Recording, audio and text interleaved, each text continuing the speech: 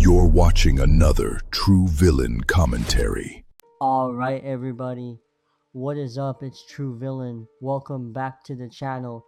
And today we gotta talk about Treyarch because Black Ops Classic Mode is officially becoming permanent in Black Ops 7. And honestly, this might be one of the smartest things Treyarch has done in a long time. And I'm not saying that just to hype it up. I actually mean that Black Ops Classic Mode is the best thing they have added to Black Ops 7 because it finally gives the game that old school feeling again. No crazy omni movement taking over every gunfight, no wall jumping all over the place, no people sliding around corners like they're allergic to standing up, none of that. It is just more grounded, more simple, more readable, and way more fun. That is why this mode being permanent matters so much. It is not just another random playlist that comes in for 2 weeks and disappears. Treyarch saw the response, saw that people were actually playing it, and decided to keep it. And that tells me something very important. The community clearly wants classic Call of Duty gameplay again. You dig? And the timing makes it even more interesting because Black Ops 1 and Black Ops 2 are coming to PlayStation in July as ports. Those games are heavily boots on the ground. That is the whole identity. Black Ops 1 and Black Ops 2 were not about people flying through the map or doing movement tech every 2 seconds. They were about map control, positioning, gun skill, streaks, and knowing how to actually play the flow of a match. So, for Treyarch to make Black Ops Classic permanent right before those ports drop, that is perfect timing. It almost feels like they are warming people back up to that classic style before sending everybody back into Black Ops 1 and Black Ops 2. And honestly, that is smart because let's be real, Black Ops Classic Mode proves something that modern Call of Duty keeps trying to ignore. Sometimes less is more. You do not need every mechanic in the world. You do not need movement to be cracked out just for the game to have a skill gap. You can have skill through positioning, aim, spawn knowledge, objective play, and decision making. That is what the old games did so well. Now, I do think Classic Mode still needs more options. Right now, the big downside is that it is mostly just a mosh pit. I would love to see a full Classic tab with team deathmatch, domination, hardpoint, search and destroy, kill confirmed, maybe some hardcore options to let people choose how they want to play Classic. Do not just throw everybody into one playlist and call it a day. If the mode is permanent, treat it like it matters. And with Season 4 Reloaded, they are adding more maps into the Classic rotation, including Launch, Fringe, Hacienda, and Gridlock. That is cool, but it is also something I'm watching closely because not every newer map is built for Classic movement. Black Ops 2 style maps fit this mode perfectly, but maps designed around faster movement might play differently when you strip that movement away. So I'm curious, but also a little cautious. Now, that brings us to the Black Ops 1 and Black Ops 2 ports, because while I am excited, the pricing is ridiculous. From the current pricing updates on Xbox and PC, each base game is $40. Then each DLC pack is $10, or you can buy the season pass for $30 per game. So if PlayStation gets the same pricing model and you want Black Ops 1 with all DLC, that is $70. If you want Black Ops 2 with all DLC, that is another $70. That means both full packages together could be $140. Kuh, these games are old enough to have back pain. Why are we paying modern prices for ports?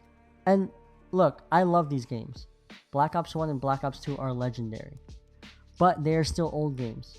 If these were full remasters with upgraded graphics, better performance, modern resolution, 120 Hz, FOV sliders, improved textures, and all DLC included, then okay, we can talk. But if these are just straight ports with no real improvements, $40 per base game and extra DLC is wild. The DLC part is what worries me the most. Selling DLC separately does not just affect your wallet, it affects matchmaking. If one player owns no DLC, another owns 2 map packs, and another owns the full season pass, now the player base gets split up. And these games are already splitting players between Black Ops 1 and Black Ops 2. Then you split them again by DLC ownership. That can hurt long-term multiplayer fast. That is why I think the DLC should be included. At the very least, if you are charging $40 for a game this old, include the maps, include zombies, include the full experience. Do not make people pay extra just to get the content that made these games so iconic. Now, to be fair, the old microtransaction camos and personalization packs being free is a good thing. I will give them that.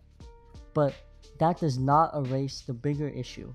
The main content people care about is the maps, especially for zombies, and locking that behind extra money makes the whole thing feel like nostalgia is being squeezed. And that is the dangerous part.